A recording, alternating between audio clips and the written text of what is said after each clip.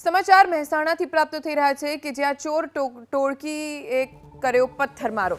દુધાળા પશુઓની ચોરી કરવા માટે ટોળકી આવી હતી, જેણે પથ્થરમારો કર્યો। સુંઢિયા ગામે આ ઘટના બની છે।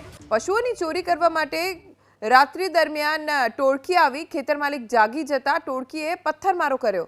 અમારા સંવાદદાતા હારૂન નાગોરી પાસેથી વધુ જાણકારી પ્રાપ્ત કરીશું। હારૂન, આ મામલે કોઈ પોલીસ ફરિયાદ કે કોઈ કાર્યવાહી થઈ છે?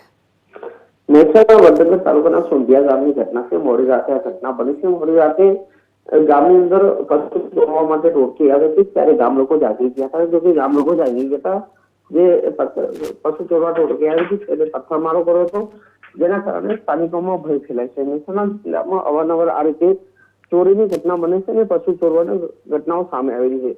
ત્યારે વધુ એક વાર આ સોંઢિયા ગામની ઘટના બની, જ્યાં મોડી રાતે આ રીતે ટોળકી આવી, ત્યારબાદ આ સમગ્ર ઘટનાને અંજામ આપી હતી। જો કે સ્થાનિકો જાગી જતા ટોળકી ભાગી ગઈ હતી। જી હારૂન, આભાર જાણકારી આપવા માટે।